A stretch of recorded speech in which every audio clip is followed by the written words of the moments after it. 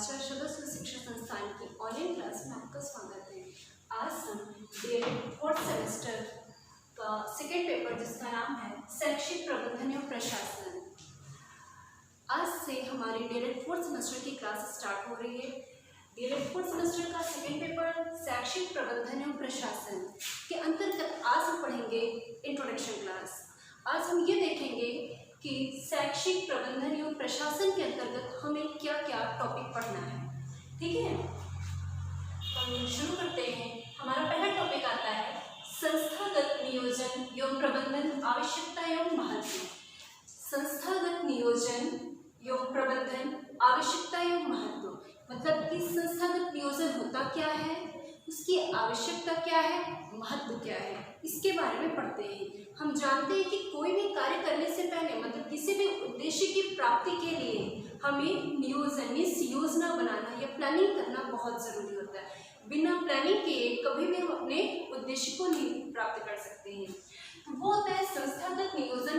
कहते क्या है, मतलब आप जब किसी भी संस्था कोई भी कार्य करते हैं, किसी भी संस्था का एक निश्चित उद्देश्य होता है, तो उस उद्देश्य की प्राप्ति के लिए उस संस्था के लिए एक नियोजन भी करना पड़ता है, उसके लिए एक योजना बनानी पड़ती है, उसका एक मैनेजमेंट तैयार करना पड़ता है, प्रबंधन करना पड़ता है, तब जाके उद्देश्य की प्राप्ति होती है। तो ये सारी बात हमें इसके अंतर्गत पढ़ना पड़ता है कि संस्थागत नियोजन की आवश्यकता क्या है कि मतलब बिना प्लानिंग किए, बिना किसी योजना बनाए हम कभी भी अपने लक्ष्य को नहीं प्राप्त कर सकते हैं। ठीक है, दूसरा टॉपिक आता है विद्यालय प्रबंधन का अर्थ, आवश्यकता, महत्व एवं इसका क्षेत्र। देखिए, सबसे बड़ी चीज है, आप प्रशासन पढ़िए, प्रशासन से ही मिलता जुलता प्रबंधन आता है। तो प्रशासन प्रबंधन एक ऐसा शब्द है जो हर फील्ड में यूज किया जाता है, चाहे आप उसको निजी प्रशासन लीजिए या फिर लोक प्रशासन। आप कोई भी संस्था, हमने कहा कि घर में भी प्रशासन चलता है, घर में भी प्रबंधन होता है। क्यों?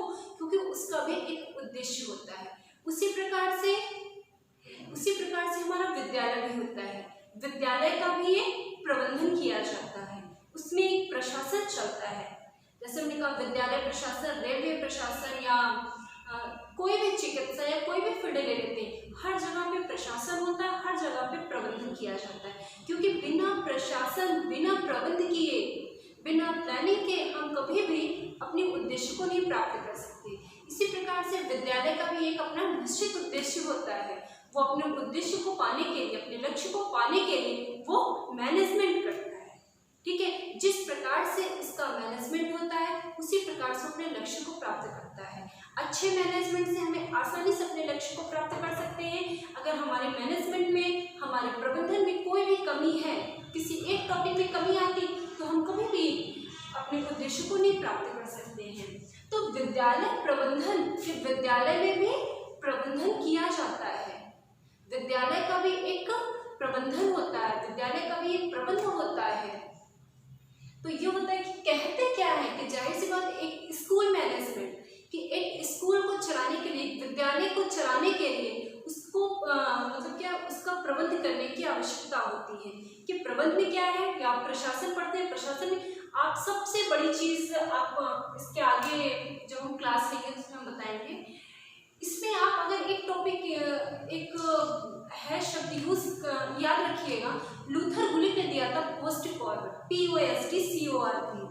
अगर पोस्ट कॉर्प, ये 7 शब्द हैं, अगर ये 7 शब्दों को आप डिटेल में जान चाहते हैं, आपको पूरा प्रशासन, पूरा प्रबंधन आसानी से समझ में आ जाएगा कि किसी भी प्रशासन में इन्हीं 7 शब्दों का ही प्रयोग होता है।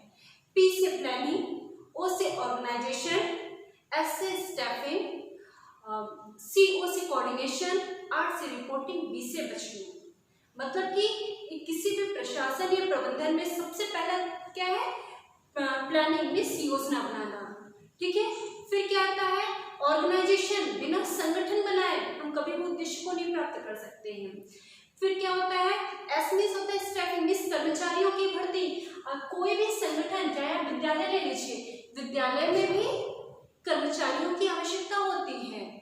हर एक, जैसे कि प्रिंसिपल, टीचर्स, प्यूनियन, किसी भी प्रकार के जो सबके सब कर्मचारी हैं, लाइब्रेरियन, तो ये सब क्या है कि कर्मचारियों की आवश्यकता होती है, सबके कार्य बटे होते हैं। अगर जब हर कोई व्यक्ति अपने कार्यों को करता है ईमानदारी से, तो कहीं जाके एक प्रशासन या प्रबंधन बेहतर ढंग से काम करता है। ठीक है, तो क्या है, ऐसे स्टेप मींस कर्मचारियों की भर्ती। सीओसी को होते कोऑर्डिनेशन मींस तालमेल, समन्वय। अगर जो भी कर्मचारी हैं, या हम कहते हैं विद्यालय में हमारे आते हैं भौतिक संसाधन, मानवीय संसाधन, भौतिक संसाधन और मानवीय संसाधन। ठीक है, अब भौतिक संसाधन मींस क्या होता है, जैसे कि ब्लैक बोर्ड हुआ, फर्नीचर्स, क्लासरूम, ये सारी क्या है, ये है भौतिक संसाधन। मानवीय संसाधन में जैसे कि प्रिंसिपल, टीचर्स, लाइब्रेरियन, प्यून आदि। ठीक है, तो इन सबका तालमेल, टीचर्स में तालमेल, तो ये सब क्या है, समन्वय भी बहुत जरूरी है। बिना समन्वय के कभी भी हम प्रबंधन अच्छे ढंग से नहीं कर सकते हैं। वित्तीय प्रबंधन, ठीक है, तो मतलब क्या है, विद्यालय प्रबंधन क्या अर्थ होता है। सबसे पहले हमें जरूरी होता है कि विद्यालय प्रबंधन को जानना कि इसकी मीनिंग क्या होती है, विद्यालय क्यों, विद्यालय में प्रबंधन की आवश्यकता हुई, क्यों विद्यालय में प्रशासन की आवश्यकता पड़ रही है। ठीक है, इसका महत्व क्या है, इसका क्षेत्र कहाँ तक है। ठीक है, ये सब कुछ आप इस टॉपिक के अंतर्गत पढ़ेंगे। अगला आता है भौतिक संसाधनों का प्रबंधन। मतलब भौतिक संसाधन के एक प्रबंधन में जरूरी है। जब कोई भी व्यक्ति मैनेजमेंट संभालता है, उसकी जिम्मेदारी बनती है भौतिक संसाधनों का प्रबंधन करना, कि जो भी हमारे लिए जरूरी है, हमको अपने उद्देश्य को प्राप्ति के लिए जिस भी साधन की आवश्यकता पड़ती है, जिस भी संसाधनों की आवश्यकता पड़ती है, वो सभी संसाधन हमारा मैनेजमेंट उपलब्ध कराता है। ठीक है, और ये भी जो मैनेजर होते हैं, मतलब जो मैनेजमेंट को संभालते हैं, उनकी जिम्मेदारी होती है कि कैसे हम कम संसाधनों में अपने लक्ष्य को प्राप्त कर सकते हैं। ठीक है, तो भौतिक संसाधनों का प्रबंध करना भी जरूरी होता है, कैसे आपस में इन सबका तालमेल बैठाना है। अगला आता है मानवीय संसाधनों का प्रबंधन। एक विद्यालय में जरूरी होता है मानवीय संसाधनों का प्रबंधन। मानवीय संसाधन अभी मैंने बताया, जैसे कि principal, teachers, librarian, clerk, peon आदि। ठीक है, तो ये सब क्या है, ये मानवीय संसाधन है। आप इसमें किसी एक को भी हटा दीजिए, क्या एक स्कूल या एक विद्यालय बेहतर ढंग से काम कर सकता है? नहीं कर सकता है। तो एक मानवीय संसाधनों का प्रबंध करना भी जरूरी है। और सबसे बड़ी बात है, इन सभी जो भी मानवीय हैं, मतलब जो भी टीचर्स हैं, प्रिंसिपल, इन सब में आपस में तालमेल होना भी जरूरी है, समन्वय भी होना जरूरी होता है। वित्तीय प्रबंधन, वित्तीय प्रबंधन में क्या होता है, फाइनेंस मैनेजमेंट। मतलब कि देखिए, आप उसमें जब भी पढ़ते हैं तो हमने जो अभी पोस्ट कॉर्पोरेट टेक्निक्स बताई है, उसमें एक आता है बजटिंग, बजट तैयार करना। तो कोई भी जो उद्देश्य को पाने के लिए उसमें बजट की भी आवश्यकता पड़ती है, वित्त की भी आवश्यकता पड़ती है, कि वित्त कैसे, बजट होता क्या, आय और व्यय का लेखा जोखा। बजट क्या है, आय और व्यय का लेखा जोखा, मतलब कि कितनी आय हो रही है, हम उसी अनुसार उसी हिसाब से हम व्यय करते हैं। ठीक है, तो वित्तीय प्रबंधन करने की मतलब इसकी भी जरूरत होती है। एक विद्यालय में या किसी भी संस्था में वित्तीय प्रबंधन की भी जरूरी होती है, कि पता चला कि आय बहुत कम है और खर्च बहुत ज्यादा है। ठीक है, तो इन सबको मैनेजमेंट करना भी जरूरी होता है। शैक्षिक प्रबंधन, कि किस प्रकार से शिक्षा के क्षेत्र में हमें प्रबंध करना है, मैनेजमेंट को देखना है। ठीक है, क्या क्या पाठ्य विषय, क्या क्या पाठ्य वस्तु, मतलब क्या सिलेबस रहेगा, किस प्रकार कौन से टीचिंग मेथड अपनाई जाएगी, कौन से टीचर कौन से सब्जेक्ट को पढ़ाएंगे, क्या उनका टाइम टेबल होगा, ये सब कुछ भी शैक्षिक प्रबंधन के अंतर्गत आता है। ये सब कुछ भी आपको इसके अंतर्गत पढ़ना है। अगला आता है समय प्रबंधन या समय सारणी का निर्माण। एक समय सारणी एक विद्यालय के लिए या किसी भी उद्देश्य के लिए जरूरी होता है।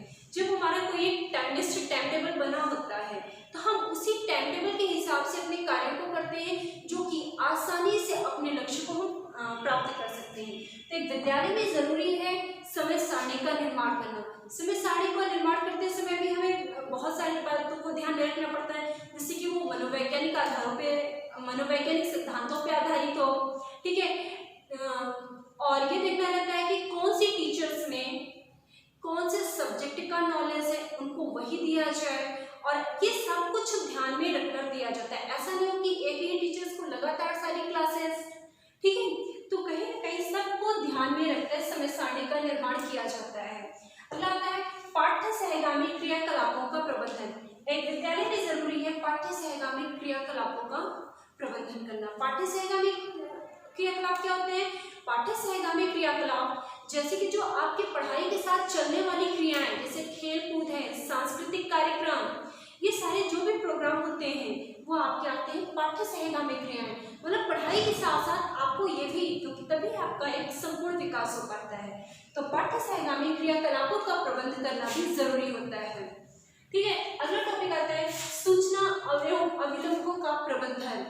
तो ये सूचना एवं अभिलेख क्या होते हैं? रिकॉर्ड्स हमारे, ठीक है। सूचना एवं अभिलेखों का प्रबंध भी हमारे जो मैनेजमेंट जो संभालते हैं, जो हमारे मैनेजर होते हैं, उनकी जिम्मेदारी होती है किस प्रकार से इनका प्रबंधन करना है, कैसे इनको संरक्षित करना है, मतलब कैसे इनको सुरक्षित करना है, ठीक है। ये सब कुछ एक मैनेजमेंट के ही अंतर्गत आएगा। प्राकृतिक आपदाएं एवं आपदा प्रबंधन, कि हमेशा जो प्राकृतिक आपदाएं होती हैं, जो प्राकृतिक आपदाएं होती हैं वो कभी भी बता के नहीं आती हैं, अचानक से कुछ भी हो सकता, उसके लिए हमें प्रिपेयर होना पड़ता है पहले से। जो भी आपदाएं आ सकती हैं या संभावनाएं होती हैं उसके लिए हमें हमेशा से तैयार होना चाहिए। इसके लिए हमें समय समय पर बच्चों को, सभी कर्मचारियों को शिक्षित करना भी जरूरी होता है। प्रभावपूर्ण विद्यालय प्रबंधन के सिद्धांत, कि एक विद्यालय प्रबंधन के, एक बेहतर ढंग से विद्यालय का प्रबंध करने के लिए सबसे महत्वपूर्ण सिद्धांत कौन कौन से हैं या सबसे प्रभावकारी सिद्धांत कौन से हैं, आप ये सारी बात आप इस टॉपिक के अंतर्गत पढ़ेंगे। अगला आता है विद्यालय प्रबंधन में विभिन्न अभिकर्मियों की भूमिका, कि विद्यालय प्रबंधन में जो भी हमारे कर्मचारी होते हैं उनकी क्या क्या भूमिकाएं होती हैं, क्यों जरूरी होते हैं वो सभी लोग। आगे आता है विद्यालय प्रबंधन में पर्यवेक्षण तंत्र की भूमिका। आप जानते हैं कि किसी भी विद्यालय में पर्यवेक्षण तंत्र भी बहुत जरूरी होता है, जो हमें ऑब्जर्व कर पाए। बिना कोई, अगर कोई व्यक्ति हम पर ऑब्जर्वेशन करने वाला नहीं होता है तो हम अनियंत्रित हो जाते हैं। हर व्यक्ति पे उसको नियंत्रित करने वाला, पर्यवेक्षित करने वाला होना चाहिए।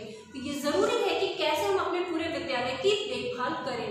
एक मैनेजमेंट मैनेजमेंट के अंतर्गत आता है कि कैसे आप पूरी मैनेजमेंट को संभालते हैं, उसकी समय समय पर देखरेख भी करना जरूरी होता है। फिर अगला आता है प्रारंभिक शिक्षा के विकास में विभिन्न अभिकरण एवं उनकी भूमिका, कि प्रारंभिक शिक्षा के विकास में बहुत सारे अभिकरण बनाए गए हैं, तो उनकी क्या भूमिका होती है, ठीक है, और कैसे उनकी भूमिका को और ज्यादा प्रभावशाली बनाया जा सकता है, ये समय समय पर सुझाव दिए जाते हैं। अगला आता है राज्य और जिला स्तर पर कार्य करने वाले अभिकरण, कि हमारा जो स्टेट लेवल होता है या डिस्ट्रिक्ट लेवल के जो भी हमारे अभिकरण हैं, जो एजेंसियां स्थापित की गई हैं, इन सब के क्या कार्य होते हैं, ठीक है, ये इनके क्या कार्य होते हैं और किस प्रकार से अपने कार्य को कर रहे हैं, ये सारे ये कैसे सुझाव दे रहे हैं जो कि शिक्षा में बढ़ावा मिल सके। लास्ट आता है हमारा प्रारंभिक शिक्षा का आधारभूत ढांचा। प्रारंभिक शिक्षा का आधारभूत ढांचा मतलब कि जो हमारा बेसिक स्ट्रक्चर है वो किस प्रकार से निर्मित किया जा सकता है, किस प्रकार से और बेहतर बनाया जा सकता है। तो ये आज आपने पढ़ा कि शैक्षिक प्रबंधन एवं प्रशासन के अंतर्गत इंट्रोडक्शन क्लास, जिसमें हमने ये देखा कि इस पेपर के अंतर्गत हमें कौन कौन से टॉपिक पर पढ़ना है। ठीक है, आज हमारी क्लास कंप्लीट हुई।